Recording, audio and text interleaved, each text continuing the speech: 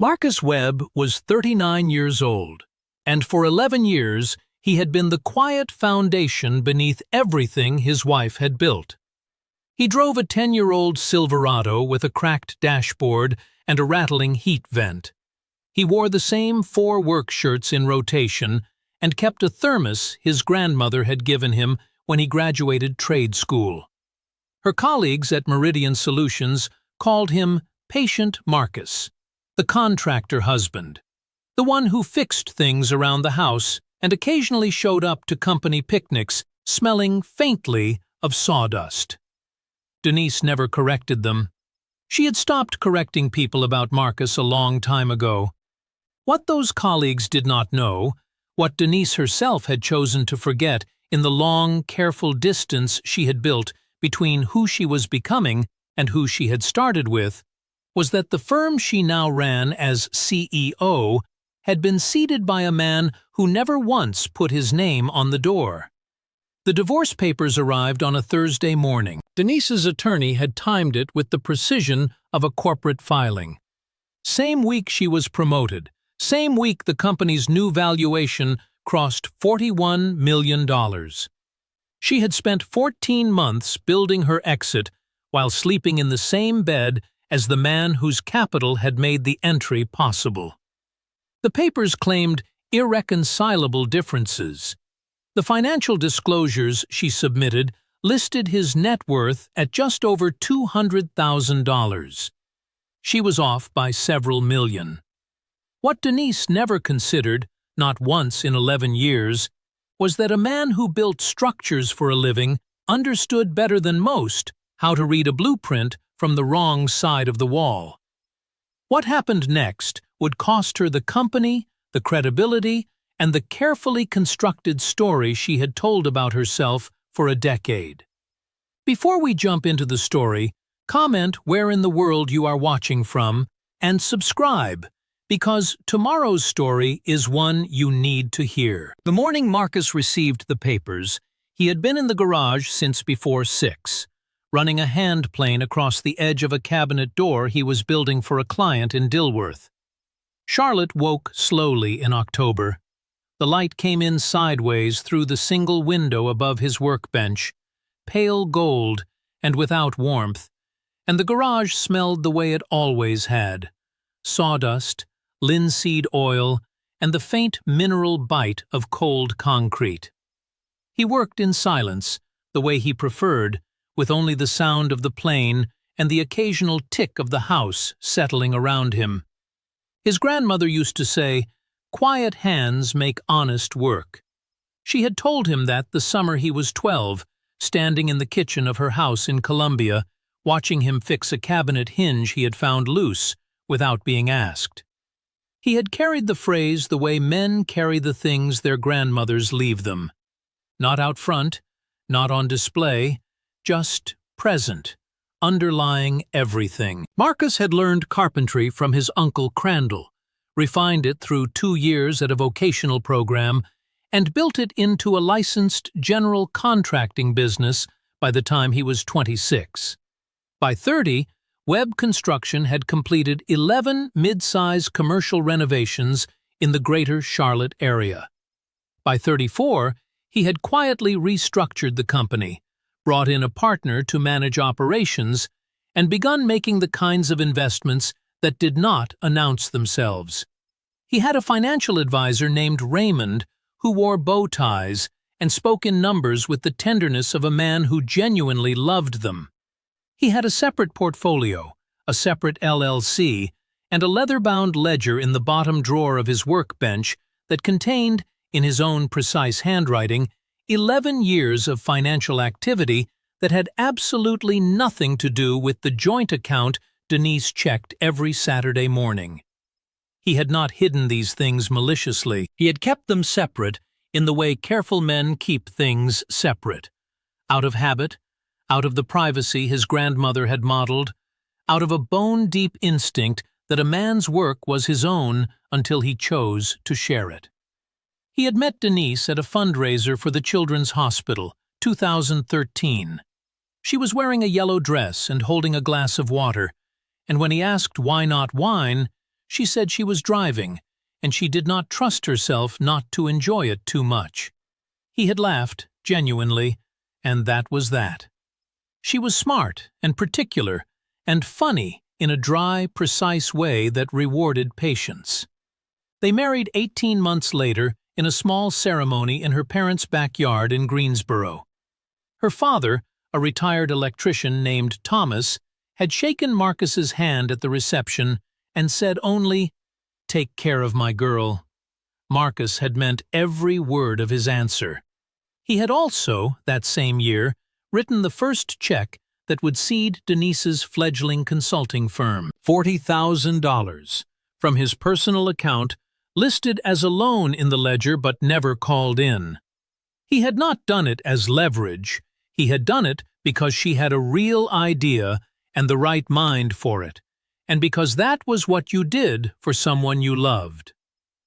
That morning in October, when Denise came through the garage door in her work coat and handed him the envelope without making eye contact, something in the set of her jaw told him she had been preparing for this moment far longer than she was letting on.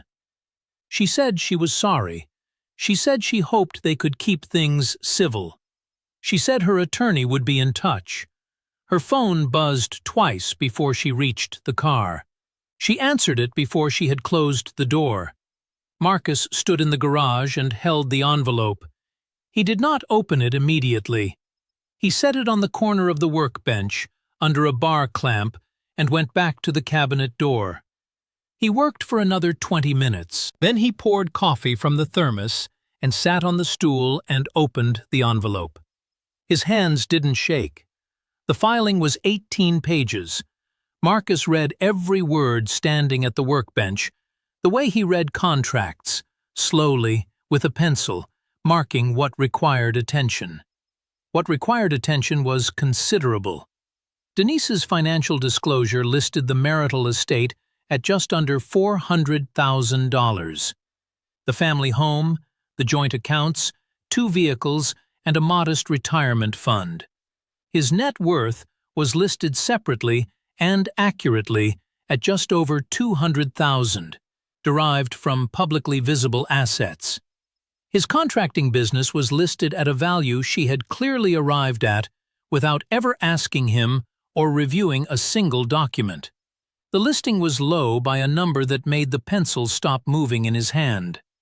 He set the papers down. Then he walked inside to the home office, the room Denise used for calls when she worked from home, and he sat at the desk she had picked out, on the chair she had reupholstered herself the first year they were married, and he opened the laptop he kept there for personal records. He was methodical. He was not angry. He was reading a structure he had not designed, looking for where the load-bearing walls had been placed. The laptop held a cloud-synced folder connected to Raymond's office. Inside it were quarterly summaries, tax filings, entity documents, and a portfolio performance report he had last reviewed in September. He opened September's report. He read the total figure at the bottom. He compared it to Denise's filing. She had undervalued his estate by $4.3 million. He did not make a sound. He went to the filing cabinet, the real one, the one in the closet behind his suits, the one Denise had no key to, and he pulled the ledger. He went back to the first year of their marriage and began moving forward, month by month. He was looking for the point where her firm's growth had outpaced what its revenue alone could explain. He found it in year 4, then again in year 6, then again in year 8, where the pattern became unmistakable.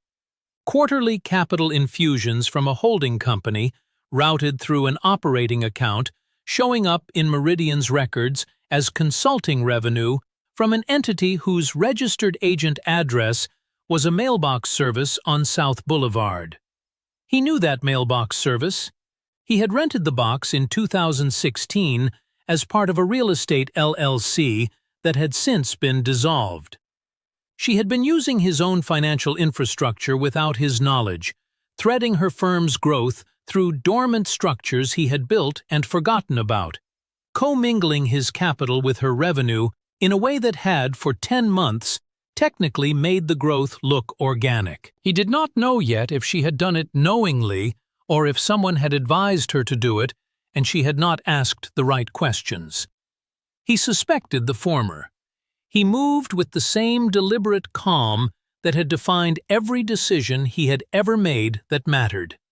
He photographed the ledger, page by page. He downloaded the portfolio report.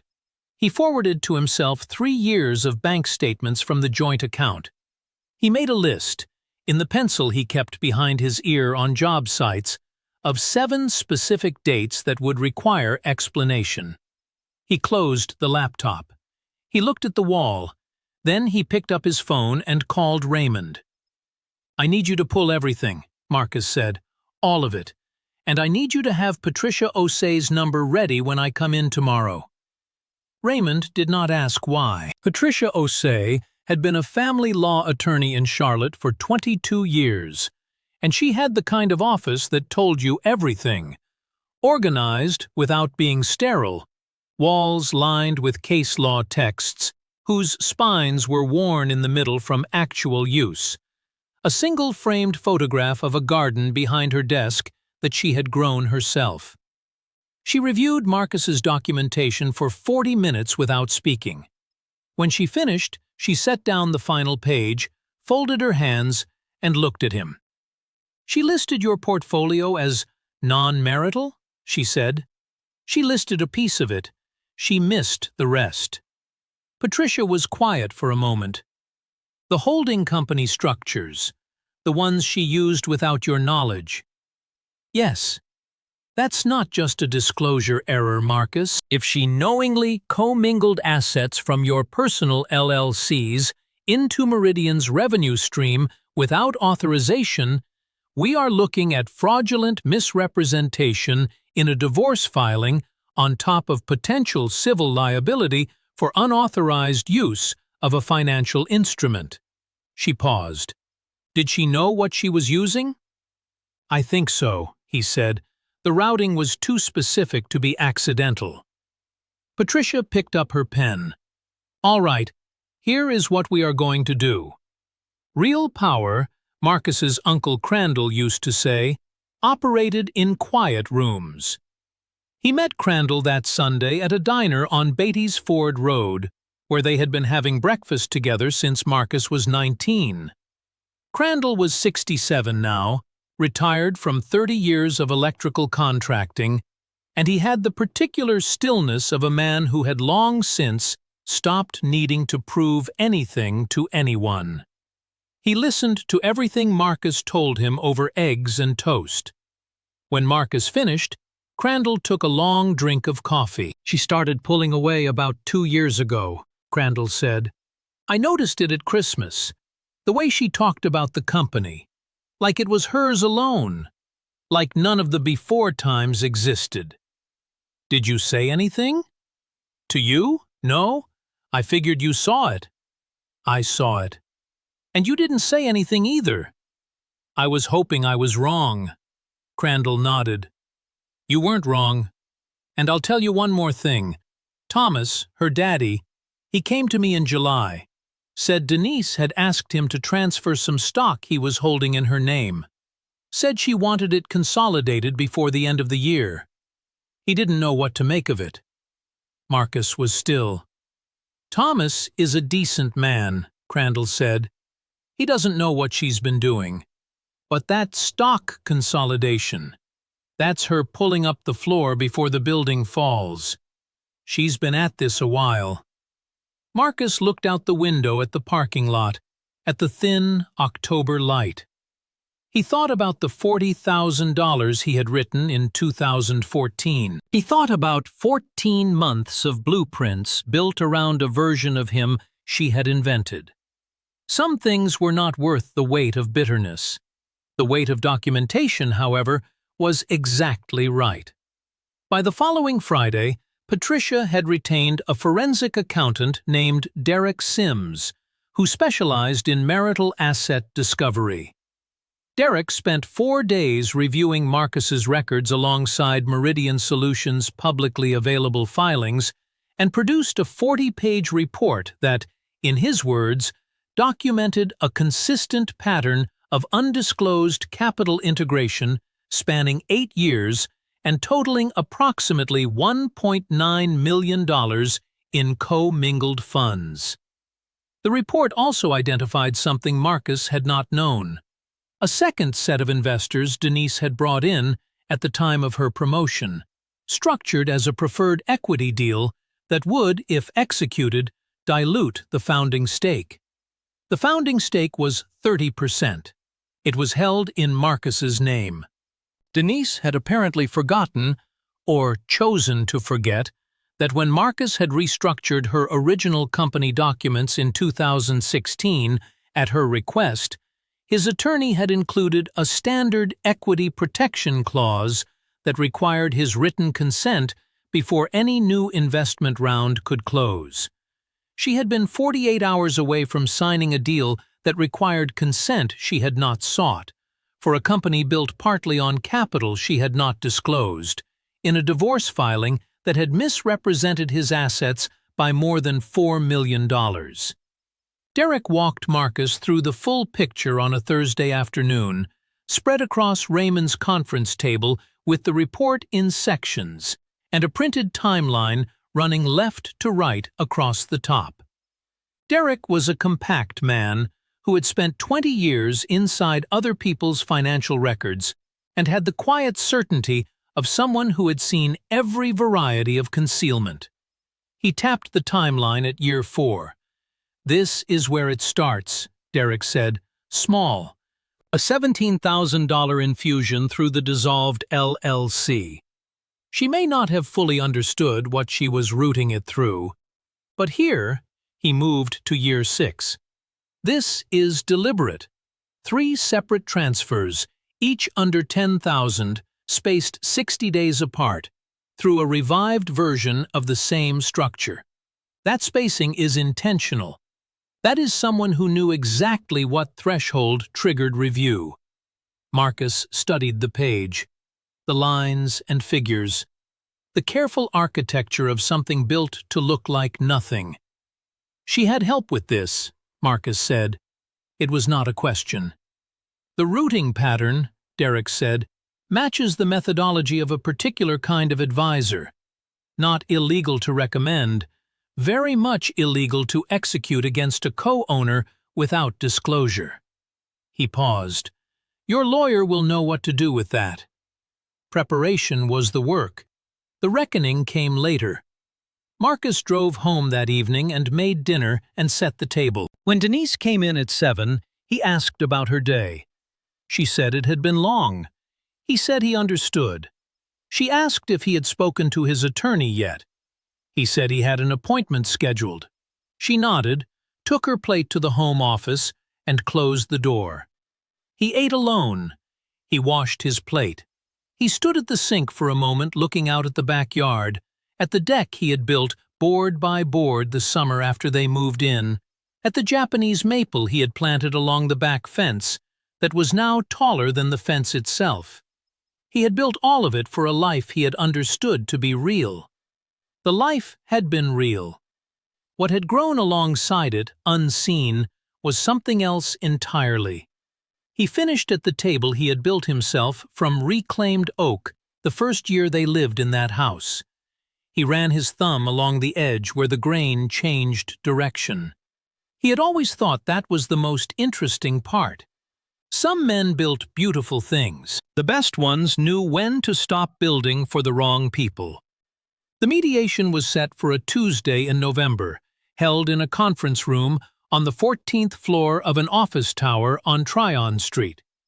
Denise arrived with her attorney, a man named Hollis, who had a very good suit and the kind of confidence that preceded the room. She had not expected to see Derek Sims seated beside Patricia. She had not expected to see Crandall sitting quietly in the far corner. She had not expected the stack of bound documents centered on the table. She had expected Marcus to show up the way he always had, quietly, patiently, without edges. Hollis opened by restating Denise's position. The marital assets as disclosed. The proposed settlement. Clean, swift, equitable. Patricia let him finish. Then she said, "We have some concerns about the disclosure." She placed the first document on the table. The portfolio summary. The full figure, not the partial one. Denise looked at it. Her expression remained composed. Patricia placed the second document. Derek Sims's forensic report. 40 pages flagged in 3 colors. The commingled funds, dated and sourced, line by line. Hollis leaned forward. His composure shifted a degree. The third document was the Equity Protection Clause from Meridian's 2016 corporate restructuring, signed by Denise, witnessed by her own prior attorney, stating plainly that no new investment round could close without Marcus Webb's written authorization. Denise's eyes moved to Marcus. He was looking at the table. "The preferred equity deal your client signed term sheets on last week," Patricia said to Hollis, "cannot close without my client's consent. And my client is not inclined to give it while there are open questions about the accuracy of the financial disclosure in this filing." Hollis said something about reviewing the documents. He said something about adjourning. Denise said, very quietly, that there must have been a misunderstanding. She said Marcus knew how hard she had worked. She said she hoped they could find a way to be reasonable. Marcus looked up. He looked at her the way he looked at a structure that had failed. Not with anger, not with surprise, just with the clear-eyed assessment of a man reading the evidence of what had actually been built versus what had been promised. "Denise," he said. Her name alone. No heat in it. She stopped speaking. "I wrote you the first check before the company had a name," he said. "I restructured the documents when you asked me to, because I trusted you and because I wanted you to succeed.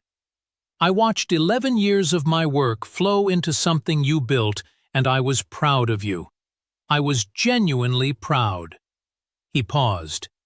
"I need you to understand that the man who was proud of you and the man sitting in this room are the same man. And that man has 40 pages of documentation, an equity clause that voids your deal, and a forensic report that a judge will read in full." She started to speak again. Hollis put a hand on her arm. "I am not angry," Marcus said. "I am clear. Those are different things." He stood, straightened his jacket, and gathered the single folder he had brought. He looked at the stack of bound documents on the table. 40 pages of testimony from his own financial records. 11 years of quiet, careful work laid out in sequence. And then he looked once at Crandall. Crandall gave a small nod, the kind a man gives when the thing he hoped would not be necessary turned out to be exactly necessary, and it went as well as it could have. Marcus walked to the door. Denise was still at the table. Hollis was speaking quietly to her. She was looking at the Equity Protection Clause, the one with her own signature at the bottom, the one she had signed in a different chapter of her life, when she had still believed the people around her were permanent. The morning light through the conference room windows was flat and gray and very even, the kind of light that made everything look exactly as it was. He did not look back. 8 months passed like water finding its level. Marcus bought the property he had been watching on the west side of Charlotte for 2 years, a narrow double lot with a craftsman bungalow in decent bones and a detached workshop in the back that needed everything.